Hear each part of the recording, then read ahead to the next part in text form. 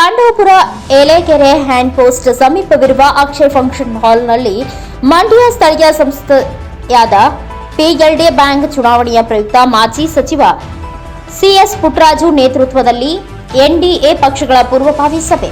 ಮಾಜಿ ಸಚಿವರು ಹಾಗೂ ಮಾಜಿ ಶಾಸಕರಾದ ಸಿಎಸ್ ಪುಟ್ಟರಾಜು ರವರು ಮಾತನಾಡಿ, ಮುಂಬರುವ ದಿನಗಳಲ್ಲಿ ಪಿಎಲ್ಡಿ ಬ್ಯಾಂಕ್ ಚುನಾವಣೆ ನಡೆಯಲಿದ್ದು ಮಂಡ್ಯ ಜಿಲ್ಲೆಯ 14 ಪಂಚಾಯಿತಿಗಳಿಂದ ಸಾಲಗಾರರ ಕ್ಷೇತ್ರ ಅಭ್ಯರ್ಥಿಗಳ ಆಯ್ಕೆ ಸಂಬಂಧಿಸಿದಂತೆ ಸಭೆ ನಡೆಸಲಾಯಿತು. ಸಭೆಯಲ್ಲಿ ಜಕ್ಕನಹಳ್ಳಿ, ಮಾಣಿಕ್ಯನಹಳ್ಳಿ, ಸುಂಕತಣ್ಣೂರು, ಹಳೇಬೀಡು, ಮಹದೇಶ್ವರಪುರ, ಚಿಕ್ಕಡೆ, ಪಾಂಡವಪುರ ಟೌನ್, ಹಿರಿಮರಳಿ, ಕೆಬೆಟ್ಟಹಳ್ಳಿ, ಚಿನಕುರಳಿ, ನಾರಾಯಣಪುರ ಕ್ಷೇತ್ರಗಳಲ್ಲಿ ನಿಲ್ಲುವ ಅಭ್ಯರ್ಥಿಗಳ ಆಯ್ಕೆ ವಿಚಾರಗಳನ್ನು ಎನ್ಡಿಎ ಪಕ್ಷದ ಕಾರ್ಯಕರ್ತರು ಹೆಸರುಗಳನ್ನು ತಿಳಿಸಿದರು.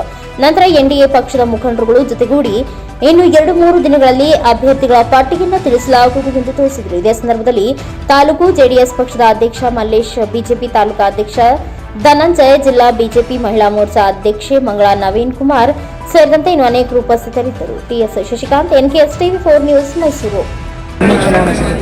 ಇಲ್ಲ ನಮ್ಮದು ಚುನಾವಣಾ ಪ್ರಕ್ರಿಯೆಗಳು, ಸ್ಥಳೀಯ ಸಂಸ್ಥೆ ಚುನಾವಣೆ ಪ್ರಕ್ರಿಯೆಗಳು ಇಡೀ ಜಿಲ್ಲೆಯಲ್ಲಿ ಪ್ರಾರಂಭ ಆಗಿದೆ. ವಿಶೇಷವಾಗಿ ಇದು ನನ್ನ ತಾಯ್ಮನೆ ಆದ್ದರಿಂದ ಪಾಂಡವಪುರ ಮೇಲ್ಪಟ್ಟ ವಿಧಾನಸಭಾ ಕ್ಷೇತ್ರ ಈಗಾಗಲೇ ಸೊಸೈಟಿ ಎಲೆಕ್ಷನ್ಗಳನ್ನ ಪ್ರಾರಂಭ ಆಗಿದೆ. ಅವನ್ನು ಒಂದು ಕಡೆಯಿಂದ ಗೆದ್ಕೊಂಬತ್ತಾ ಇದ್ದಾರೆ. 2ನೇ ತಾರೀಕು ಮನ್ಮೂಲದಿದೆ ಇಡೀ ಜಿಲ್ಲೆಯಲ್ಲಿ.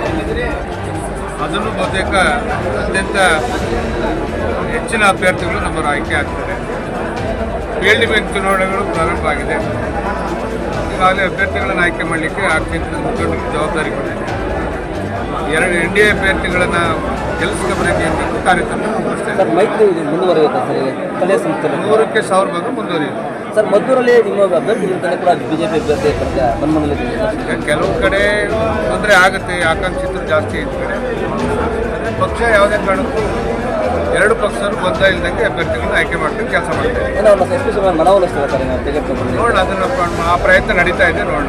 ಸರ್, ಮತ್ತೊಂದು ಕಡೆ ಕಾಂಗ್ರೆಸ್ ಅಧ್ಯಕ್ಷರು ನಿಮ್ಮನ್ನ ಕುಡಿರೋಡಿಗಳು ಅವಾಗ ಎದುರಿಸ್ತಾರೆ, ಅವ್ರಿಗೆ ಇದೇ ಇಲ್ಲ. ಕೆಲವು ವಿಚಾರಗಳು ಅವರ ಅಂತರಾಳದಲ್ಲಿ ಇರುತ್ತಲ್ಲ, ಆ ಮಾತುಗಳು ಬರೋಕ್ಕೆ ಕುಡಿರೋಡಿಗಳು ಕೆಲಸ ಮಾಡಿರ್ತಕ್ಕಂಥವ್ರು ಯಾರು ಅಂತಕ್ಕಂಥದ್ದು ಈ ಜಿಲ್ಲೆ ಜನ ನೋಡೋರು.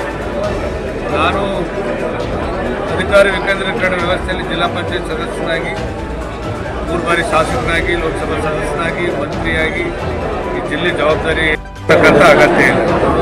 ಇವ್ರ ಯೋಗ್ಯತೆಗೆ, ಇವ್ರಿಗೆ ಆ ಥರದ ನಡವಳಿಕೆ ಇದ್ದಿದ್ರೆ ಎಲೆಕ್ಷನ್ ಪ್ರಕ್ರಿಯೆ ಪ್ರಾರಂಭ ಆದಮೇಲೆ ಎಲ್ಲಾದರೂ ಡೆಲಿಗೇಷನ್ಸ್ಗಳನ್ನು ಡಿಸಾಲ್ವ್ ಮಾಡಿಸಿ ಭಯ ಹುಟ್ಟಿಸುವಂಥ ಕೆಲಸ ಮಾಡ್ತಿದ್ರು ಅಧಿಕಾರಿಗಳಿಗೆ.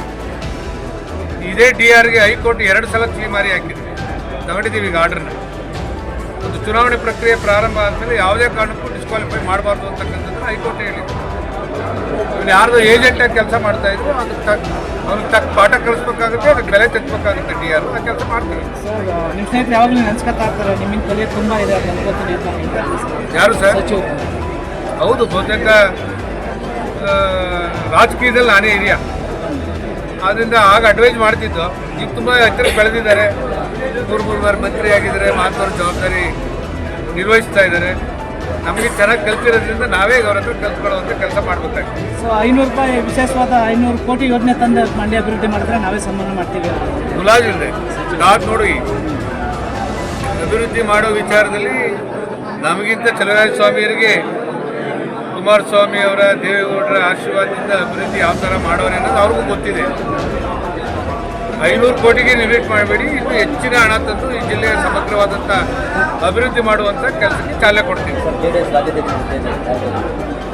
ಪಕ್ಷದಲ್ಲಿ ತೀರ್ಮಾನ ಮಾಡ್ತೀವಿ, ಯಾವುದೇ ಕಾರಣಕ್ಕೂ ಗೊಂದಲ ಇಲ್ಲದ ರೀತಿಯಲ್ಲಿ ಎಲ್ಲ ಜವಾಬ್ದಾರಿ ನಿರ್ವಹಿಸ್ತೀವಿ.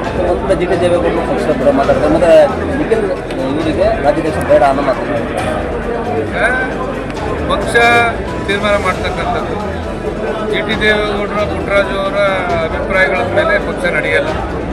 ಅದಕ್ಕೆ ಆದಂಥ ಒಂದು ಕಮಿಟಿ ಇದೆ, ಕೋರ್ ಕಮಿಟಿ ಇದೆ, ಹಿರಿಯ ಮುಖಂಡರಿದ್ದಾರೆ, ಅದಕ್ಕೆ ತೀರ್ಮಾನ ಮಾಡ್ತಾರೆ.